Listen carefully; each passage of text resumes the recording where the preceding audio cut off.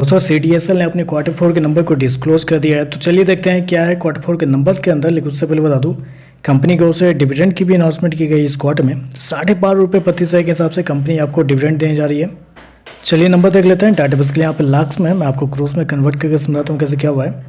तो देखिए पिछले क्वार्टर में कंपनी 278 करोड़ के आसपास का रेवेन्यू जनरेट की थी ऑपरेशन के थ्रू। पिछले साल देखें तो 240 करोड़ के आसपास, जबकि अभी देखें तो गिर के 224 करोड़ आपको जाता हुआ देखने को मिल रहा है। तो साल दर साल जाते हैं तो साल दर साल कंपनी के रेवेन्यू के अंदर गिरावट आपको देखने को मिल रही है। लगभग हो सकता है आप 6% के आसपास की गिरावट है कंपनी के रेवेन्यू के अंदर। जबकि क्वार्टरली बेस पे जाते हैं तो यहाँ एक बड़ी गिरावट आपको देखने को मिल रही है।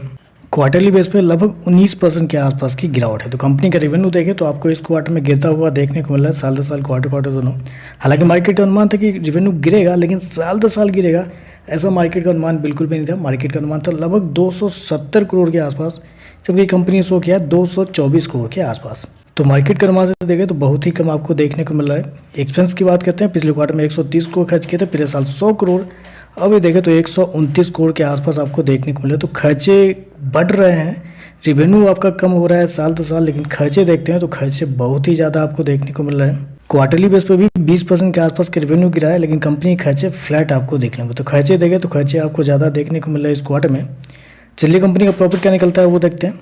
तो देखिए पिछले क्वार्टर में 130 करोड़ का प्रॉफिट था, पिछले साल भी 130 करोड़ के आसपास, जबकि अभी देखें तो गिर के 100 करोड़ आपको जाता हुआ देखने को मिला। तो साल दर साल जाते हैं तो साल दर साल कंपनी के प्रॉफिट के अंदर भी लगभग 22% के आसपास की गिरावट आपको देखने को मिले। क्वार्टरली बेस पे देखिए तो वहाँ पे भी 22% के आसपास की गिरावट देखने को मिले। तो कंपनी के प्रॉफिट देखें बहुत अच्छे खासे तरीके से आपको गिरते हुए देखने को मिल रहा है।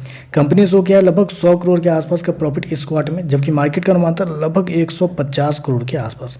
तो यहाँ पे देखें तो मार्केट के अनुमान से भी बहुत कम आपको देखने को मिल रहा है। मतलब रेवेन्यू और प्रॉफिट दोनों देखें तो इस क्वार्टर में आपको गिरते हुए देखने को मिल रहा है कंपनी की तरफ से। अगर कंपनी के मार्जिन की बात करते हैं तो पिछले साल कंपनी का मार्जिन लगभग 54% के आसपास था। पिछले क्वार्टर में कंपनी का मार्जिन 47% के आसपास था, जबकि अभी देखें तो गिर के लगभग 44% देखने को मिला। तो 10% के आसपास की गिरावट है कंपनी के मार्जिन के अंदर साल दर साल।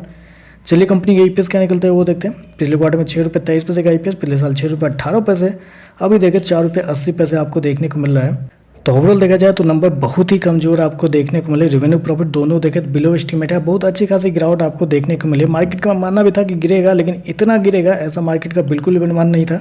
और एक इंटरेस्टिंग चीज़ मैं आपको बताना चाहूँगा, कैश का प्राइस अगर आप देखने के लिए जाते हैं तो 1328 की क्लोजिंग हुई है, जबकि फ्यूचर में अगर आप प्राइस देखने के लिए जाते हैं तो 1355 के आसपास की क्लोजिंग है। मतलब 2% के आसपास का डिफरेंस है कैश और फ्यूचर के प्राइस के अंदर।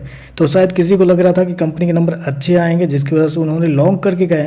यहाँ पे देखें तो कंपनी के नंबर कमजोर देखने को मिले। तो देखना पड़ेगा, इंटरेस्टिंग होगा देखना कि कल के सेशन में जब मार्केट ओपन होता है मंडे को, तो फिर क्या शेयर के अंदर कुछ मतलब मैनिपुलेशन देखने को मिलता है कि नहीं देखने को मिलता है, क्योंकि नंबर कमजोर है, लेकिन शायद कोई है जो लॉन्ग करके गया है शेयर को। तो चलिए बस आज के लिए बस इतना ही। वीडियो पसंद आए तो लाइक कीजिएगा, साथ में साथ चैनल को सब्सक्राइब जरूर कीजिएगा। धन्यवाद।